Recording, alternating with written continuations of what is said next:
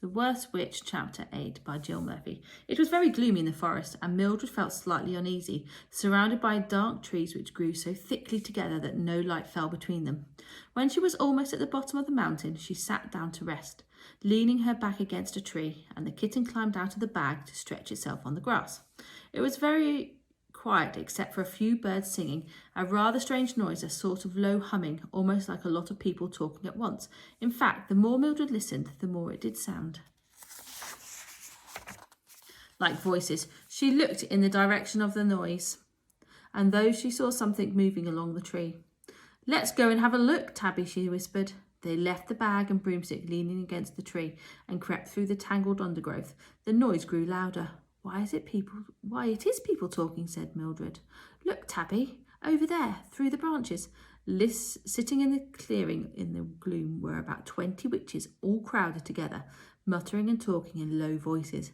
Mildred crept nearer and listened. She didn't recognise any of them. A tall grey-haired witch got to her feet. "Listen, everyone," said the grey-haired witch. "Will you all be quiet for a few moments?" "Thank you. Now, what I should like to know is, are we sure that they will all be sleeping, or at least in their rooms?" She sat down and another witch got up to reply. She was a small, plump witch with a green horn-rimmed glasses. For a horrible moment, Mildred thought it was Miss Cackle, but her voice was different when she spoke. "Of course we're sure," this witch replied. "The morning after Halloween celebrations, the entire school sleeps until midday. It is a rule, and the school is very strict about rules, so no one will be up until 5 minutes to 12, all at the very earliest.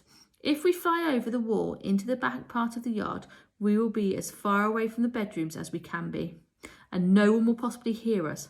Added to this, we shall be invisible, so we shall be extremely well protected. Then all that remains to be done is to split up, sneak into each room, and turn them all into frogs. They won't be able to see us even if they are awake. Remember to take one of these boxes with you for the frogs." She pointed to a neat pile of small cardboard boxes. "We can't have even one of them escaping. Once this is done, the entire school and everyone in it will be under our control." "Is the invisibility potion ready yet?" she continued, turning to a young witch who had stirred the cauldron over a fire. It was the same potion that the two Miss had made during the laughter potion test. "Another few minutes," replied the young witch, dropping a handful of bat whiskers into the mixture. "It needs to simmer for a bit." Mildred was horrified. She sneaked back to where she had left her bag and then into the shadows so that she couldn't be seen. "What on earth can we do, Tab?" she said to the kitten, imagining Maud hopping about, turned into a frog.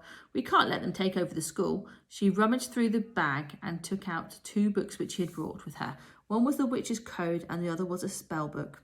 Mildred flicked through the spell book and stopped at the page about turning people into animals. There was only one example given, and that was for snails. "Dare I?" thought Mildred. "Dare I turn the whole lot of them into snails?" The kitten looked at her encouragingly. "I know it's against the Witch's Code, Tabby," she said, "but they don't seem to be following any rules. They were planning to change us into frogs while we were asleep, so I don't see why I shouldn't do the same to them into self-defence." She sneaked back to the clearing, clutching her spell book. "Here goes," she thought desperately. The invisibility potion was being poured into cups, so Mildred had to work quickly. She waved her arms in circles towards a crowd of witches. This part of the spell making can be very awkward when you don't want to draw attention to yourself, and muttered the spell under her breath. For a second, nothing happened, and the witches milling around the cauldron continued to chatter and bustle about. Mildred closed her eyes in despair, but when she opened them again, everyone had vanished, and on the ground was a group of snails, all different shapes and sizes. "Tabby," shrieked Mildred, "I've done it! Look!" Tabby came bounding out of the undergrowth and stared at the snails, who were all moving away as fast as they could, which wasn't very fast. Mildred took one of the cardboard boxes and put the snails into it, gently picking them up one by one. "I suppose we'll have to take them back to school and tell Miss Cackle, Tab," she said, suddenly remembering her interview to come at noon. "Still, we'll have to go back. We can't just leave this lot here, can we?" So then she set off up the mountainside. Mildred carried the box in her arms while the broomstick flew alongside with the bag hanging from it. Tabby riding inside the bag.